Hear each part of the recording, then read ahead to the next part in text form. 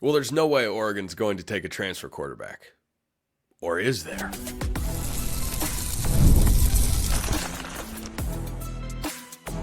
You are Locked On Ducks, your daily podcast on the Oregon Ducks. Part of the Locked On Podcast Network, your team every day. Yes, it is that time once again for Locked On Ducks. I'm your host, Spencer McLaughlin. Thank you so much for making this your first listen or your first view of the day. Part of the Locked On Podcast Network, your team every day and your number one source to stay up to date with the Ducks. This episode brought to you by our friends over at Game Time. Download the Game Time app, create an account, use code Locked On College for $20 off your first purchase. The perfect option at safety appears to be available. Talk about him later on. And the Oregon 2025 schedule is out. I have a couple early takeaways and some thoughts on Will Stein as well. So let's start with the quarterback room. So Dante Moore is going to be the starter, right? I mean, yes, that's entirely possible. Well, if it's not Dante Moore, it'll be Austin Novosad, right? Also possible. Well, if Novosad were to transfer and something happens with Dante Moore and he decides to go, it'd be Jake Cass. Okay, here's where I come down on this. The idea that Oregon would bring in a starting quarterback via the transfer portal this offseason is as unlikely as it has ever been. Because in the first 3 years, Dan Lanning has had a transfer playing quarterback. Bo Nix, then Bo Nix again. That counts as still having a transfer in there.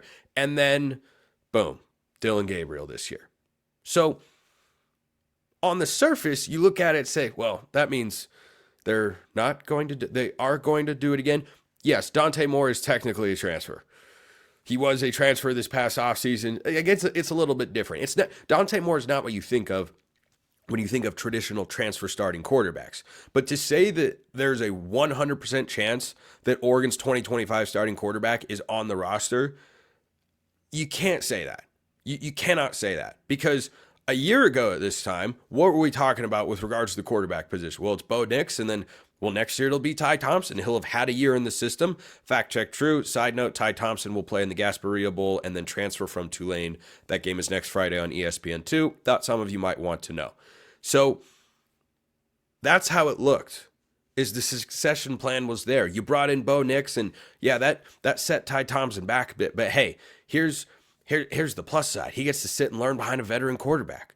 He did that for a while, and then they decided he wasn't the guy. Now, of course, Oregon brought in Dante Moore this past transfer cycle thinking he'd be the guy in 2025. But remember, they see a whole heck of a lot more football than we do. If there is anything that we should have learned about the Oregon coaching staff to this point, there are a lot of things that I could put as the number one. But in this particular context, the answer is they will do whatever puts them in the best situation to win. If they feel that a transfer quarterback comes available who is better than Dante Moore, who could be better, who they feel more confident in, they will go with him. Now, I don't know that guy exists. This is not, at least so far, as spicy of a transfer quarterback market as it was a year ago.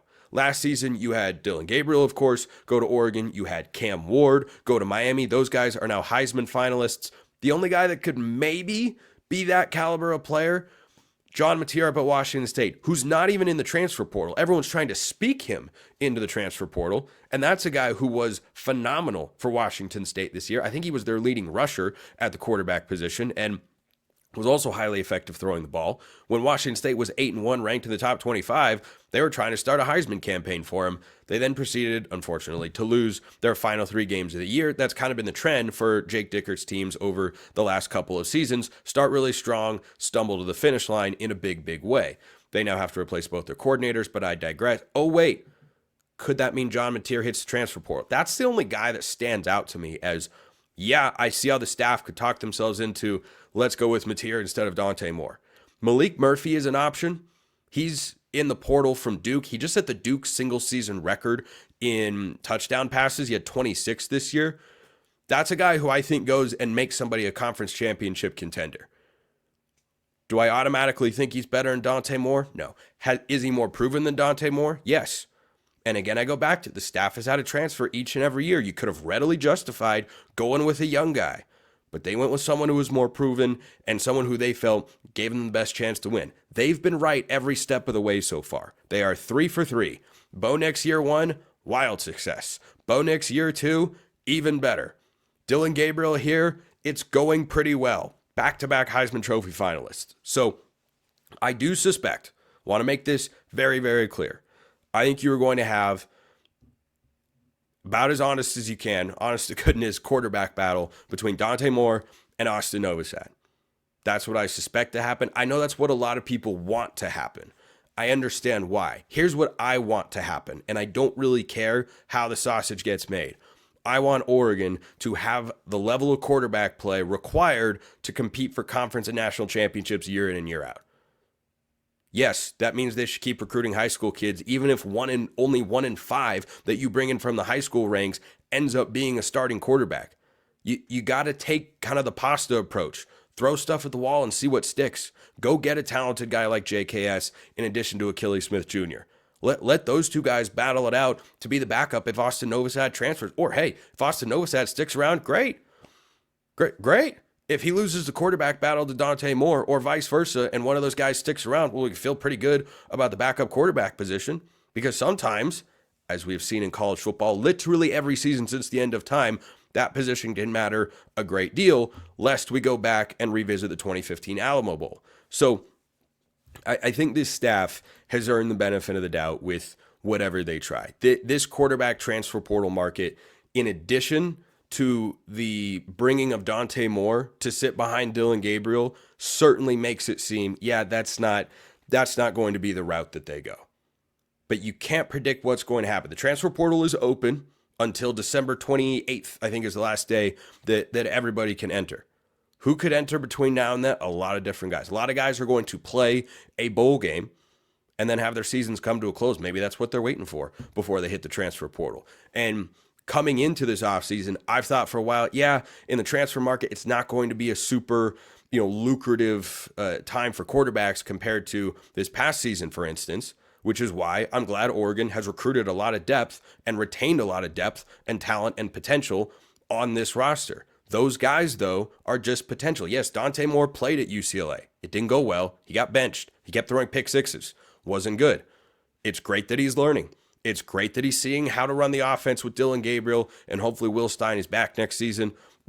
That is an off-season conversation. I'll just say that he's going to draw plenty of attention. But the coaching carousel is live right now. I don't see Will Stein's name popping up, at least not yet. At least not yet, but there's a long way to go for all of these things. So where I think you should be mentally with Oregon quarterbacks is Dante Moore or Austin Novosad. And we saw Novosad in the spring game. Boy, did he look really good. Does Moore have a better release and more high-end talent? Yes. But is Austin Novosad a slouch? Absolutely not. So you should expect it to be those guys, but you just wait and see. Would I go get Malik Murphy instead of starting Dante Moore? I wouldn't. Would I get John Mateer? That's hard to say no to. Hard to say no to. But again, comes down to the staff. It's gonna come down to their evaluation and whether they think Dante Moore is making the steps necessary, because he needs to improve, needs to become a better version of himself than what he was as a true freshman if he's going to be a starting caliber quarterback in the Big Ten, where you got plenty of great defenses. And Oregon goes to Iowa next year, one of many great defenses they will go up against next season, though not Ohio State or Michigan. So, what do you think Oregon should do at quarterback? Should they just go to the portal again? Should it be one of those two guys? Should they wait and see? Let me know in the comments below or hit me up on Twitter. I know something Oregon definitely needs from the transfer portal: a safety, and the perfect guy is available. Coming up next.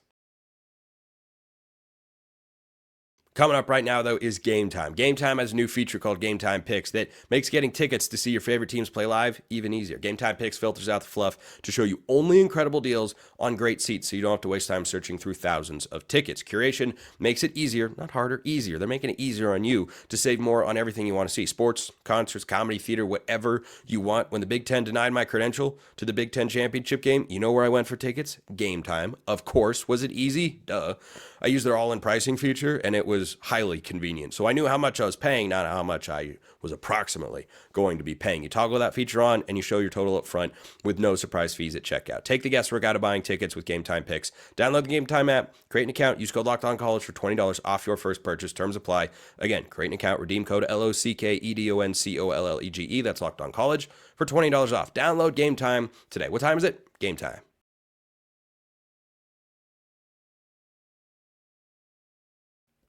As always, the second segment sip brought to you by myself. Necessary for a quality show, which is what I try to give you. Thanks so much. Subscribe if you haven't already.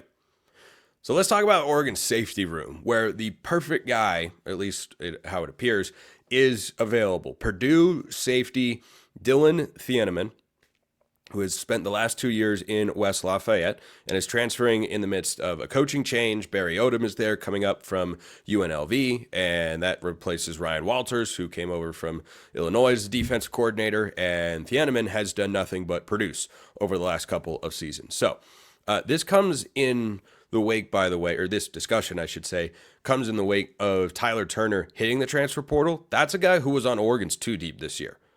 Remember, when Tysheem Johnson appeared, no one ever confirmed, but certainly how it looked, appeared to be suspended for something, Tyler Turner played a half of football against, it was either Idaho or Boise State, one of those 2 games. He played an entire half. So this is a guy who was on the 2 deep, and going in next year, I absolutely could have seen him being a starting player. When the subs would get in at the end of blowout games this season, Tyler Turner was usually one of those guys that was on the field. That makes you think, oh, okay, so if Kobe Savage had to come out for a play because his helmet was off, Tyler Turner's probably the guy that goes in and plays for him. The same thing with Tysheem Johnson.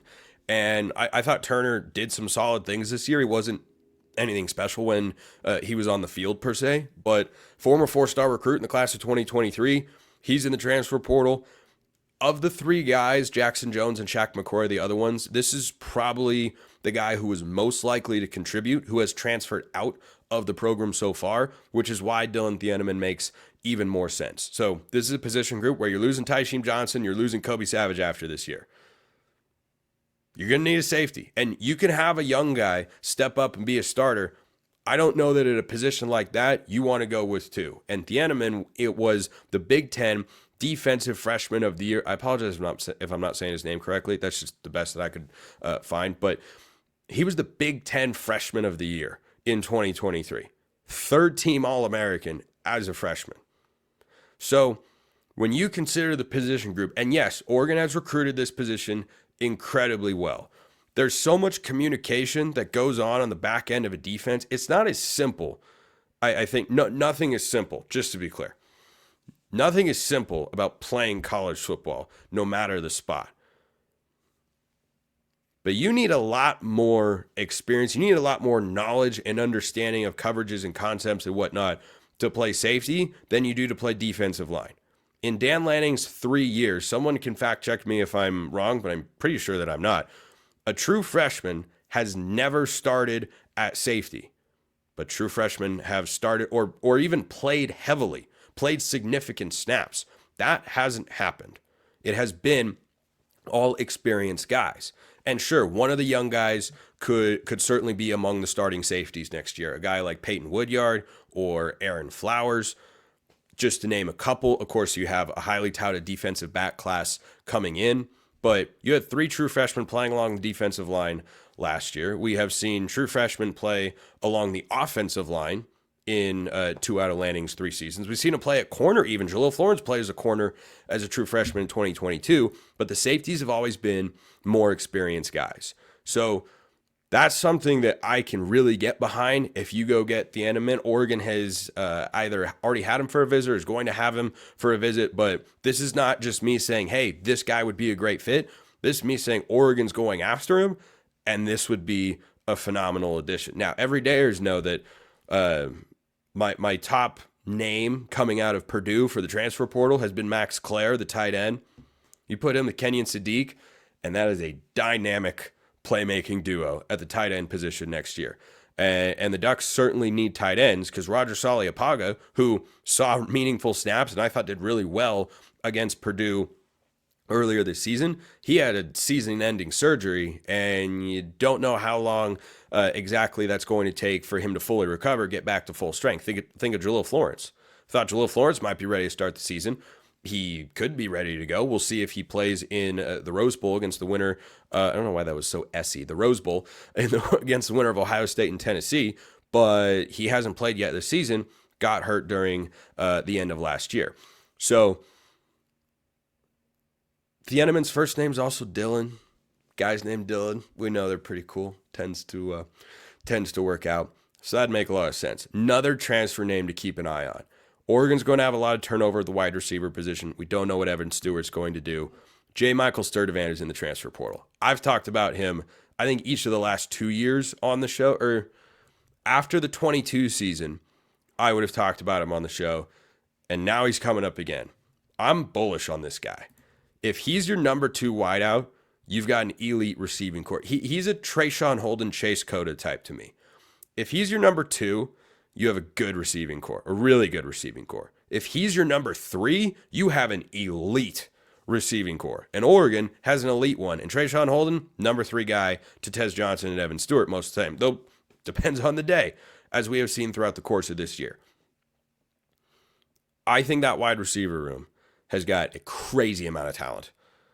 Not a lot of it is incredibly proven. A veteran, J. Michael Sturdivant, is going to be a 5th-year player. He redshirted his first year at Cal, played in his second, went to UCLA. He's been wildly underutilized the last couple of seasons with the Bruins because last year they had Ethan Garbers at quarterback for the most part in a revolving door and couldn't throw the ball. And this year they had Ethan Garbers and a now fired offensive coordinator in Eric Bieniemy. So they haven't been able to unlock his full potential. He could be a number 2, quite frankly. I think he could be a low-end number 1 receiver. For all I know, he could be a pretty high-end number 1 receiver. We haven't seen his full potential. He was a blue-chip guy coming out of high school, and he flashes that potential. He's got the whole package. He is 6'3", and he's just a little over 200 pounds. He can be an outside guy, inside guy, yards after the catch, contested catch, really strong, fast, great hands, whole package there. Bringing in a veteran to complement the up-and-comers in the wide receiver room, I think could be a really, really good thing for the Ducks. So, speaking of Dillon, or people named Dillon, like Dillon Thieneman, the Purdue safety, I sent out an idea of Dillon Gabriel needs to have a name, a nickname, because of how he has done in the big games so far. Knock on wood that he brings it again, which I think he will, on January 1st, no matter who Oregon is playing. So, by the way, Ducks versus them is out, and it's awesome, as always. The best ones that I heard, number 2, coming in at number 2, I got a lot of suggestions here. A lot of suggestions. Honorable mention, Big Game Gabe. Liked that one. That's the honorable mention. But coming in at number 2 is Iceman. I like that. He's a cool character. I've interviewed him before. He's very even-keeled, steady, level-headed. Looks like a veteran, acts like a veteran, is a veteran. The best one that plays off of Iceman, though, I apologize I didn't jot down who sent it to me. Let me know if you did, and I can give you a shout-out on tomorrow's show. Hawaiian Ice. I'm about it. That was my favorite. If you've got a better nickname for the guy who's just showing up in the big games time and time again, you let me know. But Hawaiian Ice, yeah, I dig it. I dig it big time. I wanted to drop just a quick note on this. So there was this report going around Twitter about the NCAA's estimates of how much funding an NIL collective has. And Oregon wasn't in the top 10, which is kind of funny. Does not paint the whole picture, I don't believe, just to be clear. We will never know because the NIL collectives are private entities separate from the university. They're not required to release information about how much they have. I'm sure you could find this, that, and the other thing. But I think the number that was flying around the internet yesterday was Oregon is around $10, $11 million. I think they've got more than that available. It does, however, underscore a key point that never comes into the NIL discussions, especially when you deal with people who don't actually know anything about Oregon except Nike and Phil Knight. The assumption that Oregon has unlimited NIL is patently false. Know that for a fact. The second thing that comes into play is, well, they can just buy all their kids. They can just outbid everybody. Or, well, Oregon only got this guy because they outbid this team, that team, and the other team. Absolutely not true. Does that graphic with the NCAA estimates tell the whole story? No, it doesn't. It does tell something, that Oregon is a tier 1 team when it comes to NIL. To say that they have the pockets to just go and wildly outbid anybody in the country at any time is factually inaccurate. Factually inaccurate. So I wanted to just come on here and say that, because it continues to bug me when people just imply, well, Oregon's only doing this. Like what? Texas's NIL collective is dry? You don't think Matthew McConaughey's ever given a dime to that collective? How much did Ohio State's roster cost reportedly? $20 million? You think they're short in NIL funds in Columbus? That's what you think. Okay, yeah. You continue on with that take though and say that's the only reason. I'm not here saying that Oregon isn't using NIL. Of course they are. As I said, tier 1 university in that department. But to pretend like it is all that, and I see this pop up literally every day. I hear it on other podcasts. I get it from college football fans. I get it from friends all over the place. Not true in any way, shape, or form. So make of that what you will. Here's what you should make of the 2025 schedule. Well, I'm going to tell you next. First, this episode is brought to you by FanDuel. Oregon's the #1 team in the country. FanDuel is America's #1 sportsbook. That means those two things have to go together like peanut butter and jelly. Get ready to tackle the NFL action with FanDuel. Right now, new customers can bet $5 and get $150 in bonus bets. If you win $150, if you have $5 on Oregon to win outright against Penn State or -3.5, and that was your first bet, you got $150 in bonus bets. The FanDuel Sportsbook app gives you everything you need to place live bets on the NFL all in one place. So when you get a hunch in the middle of the game, you can check out the latest stats, you can view live play-by-play, and so much more on the same page where you place your bets. Just visit FanDuel.com to join today. You'll get $150 in bonus bets if you win your first $5 bet. FanDuel.com, that's the place to go. Never waste a hunch. Make every moment more with FanDuel, an official sportsbook partner of the NFL. All right, so Oregon's 2025 schedule is already out. It seems very early to release this. I mean, the college football schedule is so dumb. It doesn't make any sense for players, coaches, fans, media, or overall well-being of the sport. It doesn't make any sense. Well, you have to align it with the academic calendar. Yeah, okay. Right. Unless, exceptions get made, such as when a coach leaves and... So, for example, guy I've mentioned on today's show, Peyton Woodyard. He was a 2024 Alabama commit. How's he on Oregon's roster already? Because he transferred after Nick Saban retired. That was in January. You mean after the semester started? Like, anytime I hear people say, well, the compliance and the blah, blah, blah, it's a bunch of nonsense.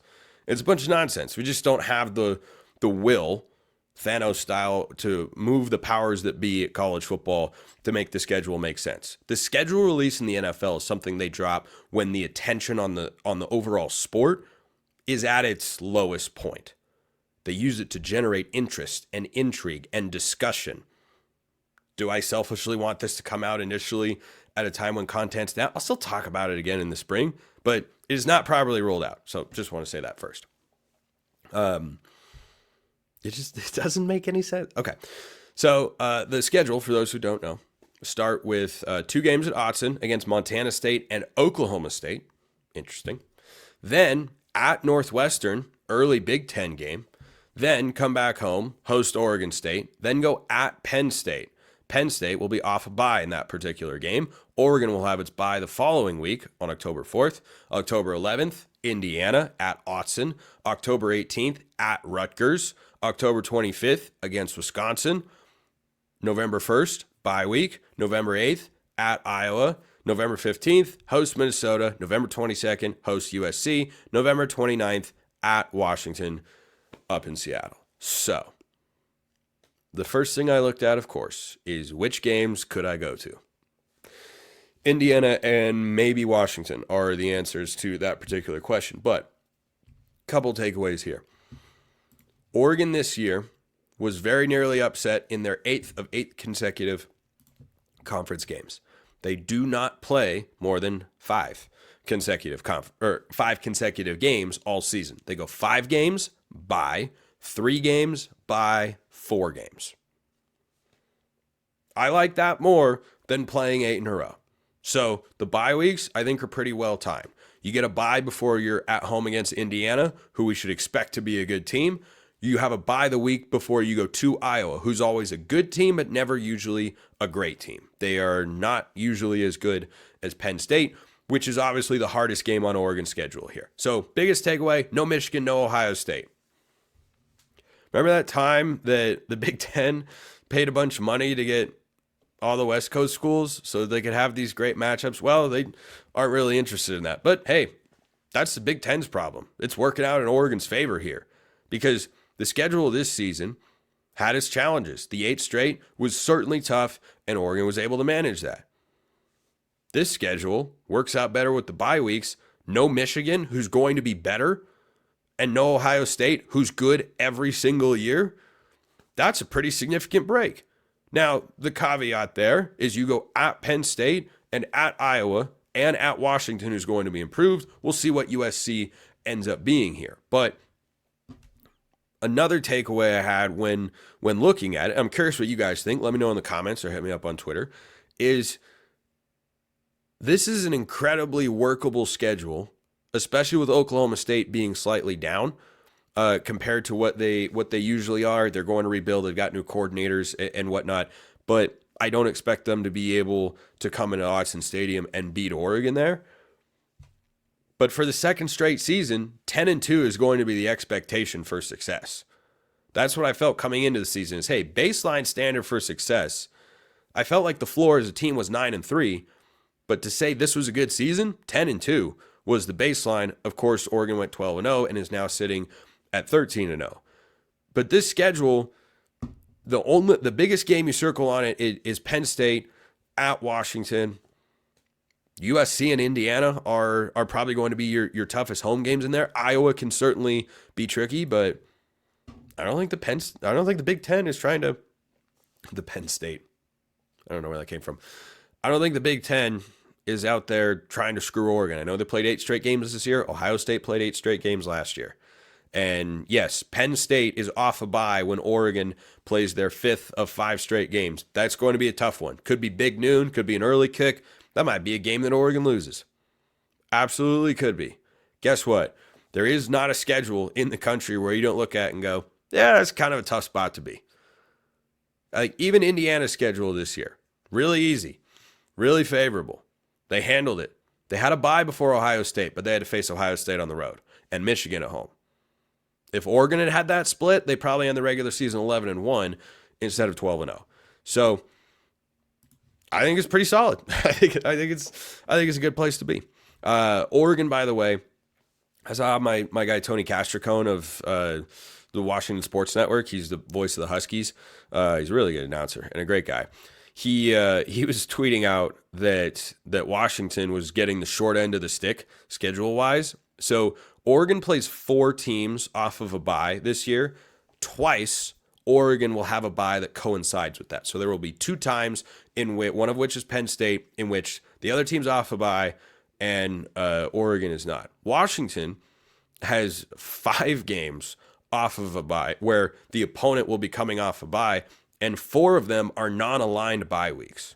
So that's a tough break. That is not an easy way to go through a Big Ten schedule or any conference schedule.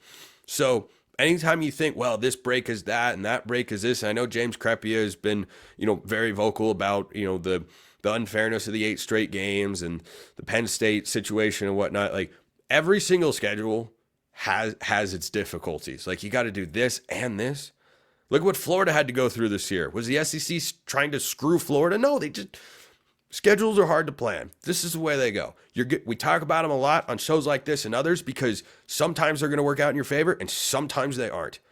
And this will be the second straight year, 2 for 2 in the Big Ten. I look at Oregon's schedule and say, yeah, I think it's good. Thumbs up. I'm all good. So, wanted to close with a couple thoughts on Will Stein. Guy's a stud. Can absolutely be a head coach one day. If Oregon has the sort of season that they're capable of and they win their next 3 games, Will Stein is going to be a hot commodity. We'll see what coaching jobs will become available, but you're going to see his name continue to get circulated for various head coaching jobs, though a couple of notable ones have been filled. Purdue has been filled by Barry Odom. North Carolina has been filled by Bill Belichick. Oh my gosh, what are they doing? I don't know. I don't know what they're doing. So I think Will Stein is great. There was one thing that was frustrating me, and I'm sure many of you as well, in the Big Ten championship game.